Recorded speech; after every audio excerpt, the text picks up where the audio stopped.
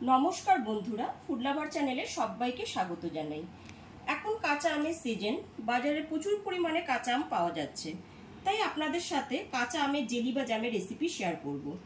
বাজার থেকে কেনা জ্যাম বা জেলি আমরা সবাই খেতে পছন্দ করি, বাচ্চারা একটু বেশি পছন্দ করে।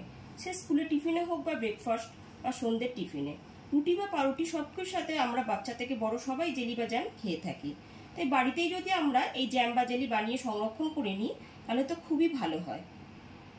আমার মতন করে জেলি বা জ্যামের রেসিপিটি বানাতে হলে ভিডিওটি প্রথম থেকে শেষ পর্যন্ত ফলো করতে হবে।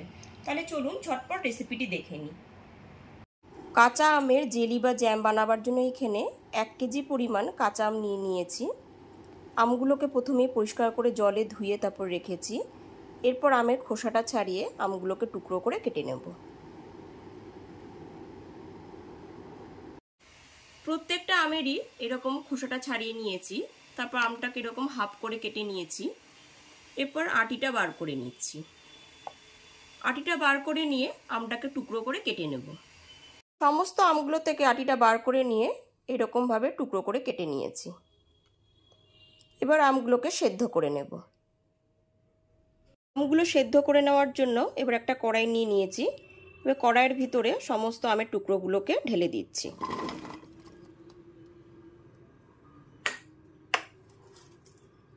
সমস্ত আমের টুকরোগুলো ঢেলে দেওয়ার পর এবার পরিমাণ মতো জল দিয়ে দেব। এখানে বড় কফি কাপের 1 কাপ পরিমাণ জল দিয়ে দিচ্ছি। বেশি জল কিন্তু আমি দেব না।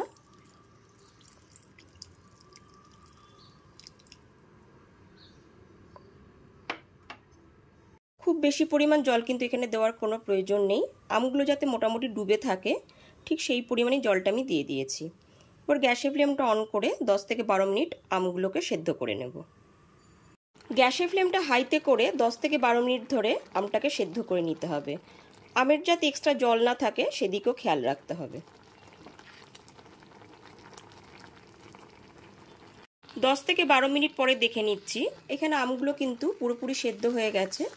যেহেতু একদমই কাঁচা আম, সেদ্ধ হতে বেশিক্ষণ টাইম লাগেনি। আর জলটাও কিন্তু আমের সাথে সাথে পুরোপুরি মিশে গেছে। এখানে কোনো এক্সট্রা জলও নেই। এবার একটা ডাল ঘোটা দিয়ে আমটাকে ঘেটে নেব। এখানে একটা ডাল ঘোটা নিয়ে নিয়েছি। এবার সেদ্ধ করে না আমটাকে খুব ভালো মতো ঘেটে নিতে হবে।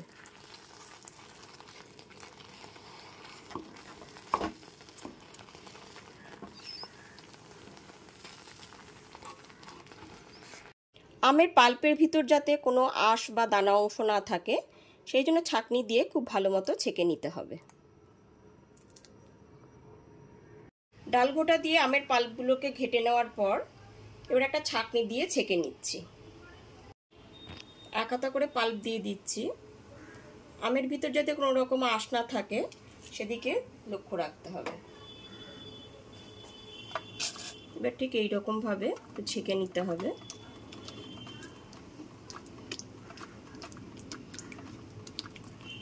আমের পাল্পটাকে এখানে সম্পূর্ণভাবে ছেঁকে নিয়েছি। আমের আঁশ বাবদ সামান্য কিছু অংশ ছাঁকনিতে পড়ে আছে। কাঁচা আমের ছেঁকে নেওয়া সমস্ত স্মুথ পাল্পটা আমি কড়াইতে ঢেলে নিয়েছি। এরপরে এতে চিনি অ্যাড করব। এখানে একটা বড় কফি কাপের 1 কাপ পরিমাণ চিনি আমি দিয়ে দিচ্ছি। ওজনে 400 গ্রাম চিনি পুরোটাই দিয়ে দিলাম। এখানে আমি 400 গ্রাম চিনি অ্যাড করলাম। তবে আমের টক ভাব অনুযায়ী কিন্তু চিনিটা অ্যাড করতে হবে। আমটা যদি খুব বেশি টক হয় চিনির পরিমাণটা একটু বাড়িয়ে দিতে হবে।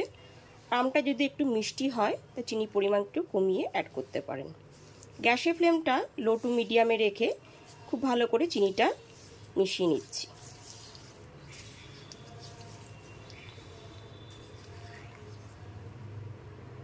গ্যাসের ফ্লেমটা লো টু মিডিয়ামে রেখে খুব ভালো মতো একটু জাল করে নিতে হবে।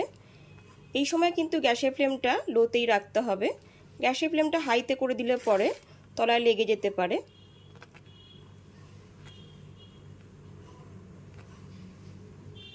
চার থেকে 5 মিনিট গ্যাসের ফ্লেমটা লোতে রেখে জাল করে নেওয়ার পর দেখুন কত সুন্দর কালারটা এসেছে। ঠিক এই পর্যায়ে কিন্তু আপনারা ফুড কালার অ্যাড করতে পারেন, আমি এখানে করিনি।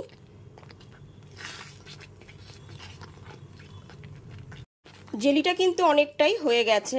এবার একটা পাত্রে ঢেলে দেখে নেব জেলিটা কতটা রেডি হয়েছে। কড়াই থেকে জেলিটা একটা প্লেটে নিয়ে একটু দেখিয়ে দিচ্ছি।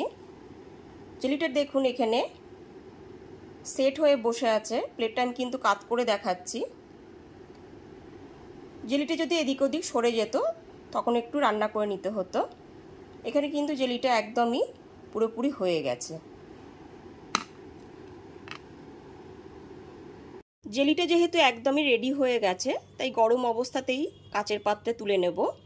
জেলিটা এরপর ঠান্ডা হয়ে গেলে পরে কিন্তু অনেকটাই অসুবিধা হবে তুলতে, তাই এই পর্যাতেই আমি জেলিটা একটা কাচের পাত্রে তুলে নিচ্ছি। কত সুন্দরভাবে জেলি বা জ্যামটা এখানে তৈরি হয়েছে। বাচ্চাদের স্কুলে টিফিনে হোক বা ব্রেকফাস্টে অনায়াসে কিন্তু এই জেলি বা জ্যাম রুটি পাউরুটির সাথে দিতে পারবেন। তাতে বাচ্চারা খুব আনন্দ সহকারেই খাবে। তাহলে অবশ্যই জ্যাম বা জেলি রেসিপিটি বাড়িতে একবার হলেও ট্রাই করে ফেলুন। আর রেসিপিটি ভালো লাগলে লাইক, কমেন্ট এবং অনেক বেশি বেশি করে শেয়ার করবেন। আর চ্যানেলটি অবশ্যই সাবস্ক্রাইব করে বেল বাটনটি প্রেস করে দেবেন, তাহলে সমস্ত ভিডিও নোটিফিকেশন সবার আগে আপনার কাছে পৌঁছে যাবে। তাহলে আজ এই পর্যন্তই, আবার হাজির হয়ে যাব নতুন করে রেসিপি নিয়ে। সবাই খুব ভালো থাকবেন, সুস্থ থাকবেন। ধন্যবাদ।